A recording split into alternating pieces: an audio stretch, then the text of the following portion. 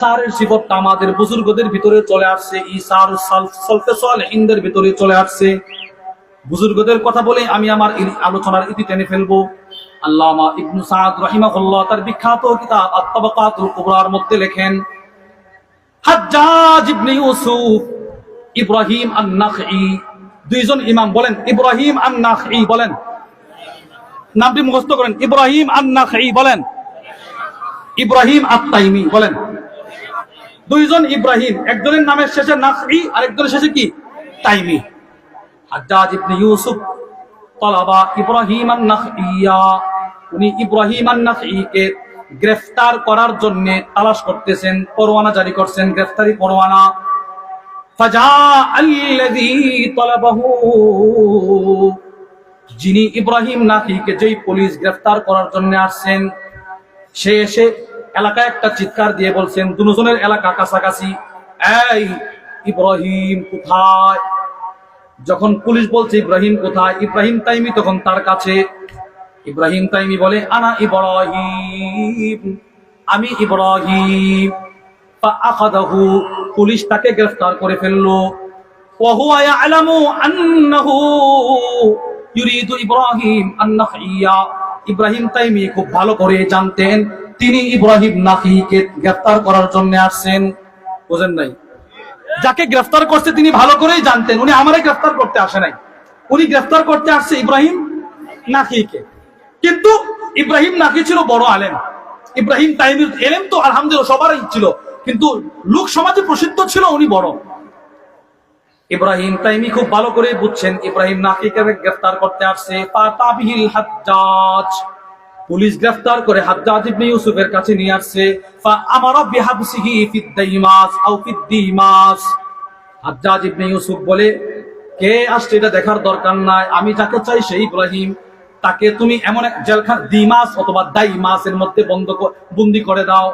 Dimas কাকে বলে? ওয়ালাম ইয়াকুল্লাহুম জিল্লুম মিনাশ শামস, এমন জেলখানা যে জেলখানায় সূর্যের আলো সরাসরি নিচে পড়ে, কোনো ছাদ নাই। ওয়ালাকিন্নুম মিনাল বারদ, এমন জেলখানা যেখানে প্রচন্ড শীত থেকে বাঁচারও কোনো আশ্রয় নাই। ভয়ঙ্কর এক জেলখানা, 24 ঘন্টা সূর্যের আলো, 24 ঘন্টা শীত।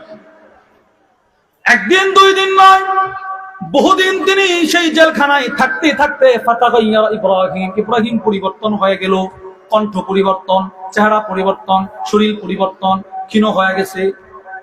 আল্লাহু আকবার। আল্লামা ইবনে সাদ রাহিমাহুল্লাহ তার কিতাব আত-তাবাকাতুল কুবরার মধ্যে লেখেন, আল্লামা শামসুদ্দিন যাহাবী তার কিতাব সিয়ারু আ'লামিন নুবালার মধ্যেও লিখেছেন, হাজ্জাআতহু উম্মুহু, ইব্রাহিম তাইমির মা তখন জীবিত ছিল, মা নিজের সন্তানকে দেখার জন্য একটু আসছে, কিন্তু তিনি লেখেন ফালাম তারিফুহু, মা তার সন্তানকে দেখে চিনে না, মা সন্তানকে চিনে না।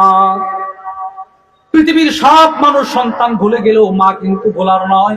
এবার চিন্তা করেন কি পরিমাণ টর্চারিং আর ওনার উপরে জুলুম করা হয়েছে, মা নিজের সন্তানের চেহারা চিনতেছে না। আল্লামা ইবনে সাদ বলেন, হাত্তা কাল্লামাহা, সন্তান নিজে কথা বলে পরিচয় দিছে, আম্মা আমি ইব্রাহিম, আমি ইব্রাহিম। এবার মা বলে, তোর তো কোনো অপরাধ নাই, তুই কেন জেলখানায় পচে গলে মরলি রে, মরতেছিস?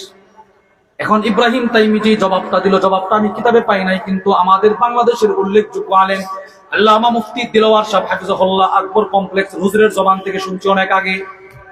হুজুর বলেছিলেন ইব্রাহিম তাইমি তখন তার মারে বলেছিল, মা আমি ইব্রাহিম যদি দুনিয়া থেকে চলে যায় আমার এলাকার মানুষের কোনো ক্ষতি হবে না, কিন্তু ইব্রাহিম নাখী যদি দুনিয়া থেকে চলে যায় মানুষগুলো এলেম থেকে বঞ্চিত হয়ে যাবে।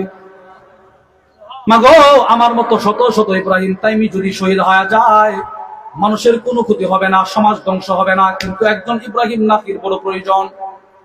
এজন্য আমি চাই আমার জীবনটা আমি শহীদ করে দিয়ে আমি আমার ভাইকে দুনিয়াতে প্রাধান্য দিয়ে দিলাম। ফামাতা ফি সিজনি, তিনি এই জেলখানার ভিতরে মারা গেলেন। কিন্তু আশ্চর্যের বিষয় হলো ফারাআল হাজ্জাজ, হাজ্জাজ ইবনে ইউসুফ ফি মানামিহি, স্বপ্ন দেখলেন। কি স্বপ্ন? কাইলান ইয়াকুল, স্বপ্ন যুগে একজন তাকে বলতেছেন, ও হাজ্জাজ, মাতা ফি হাযিহিল বালদা আল-লাইলা রাজুলুম মিন আহলিল জান্নাহ, আজকে রাত্রে তোমার এলাকায়, তোমার জেলখানায় একজন জান্নাতি মানুষের মৃত্যু হয়েছে।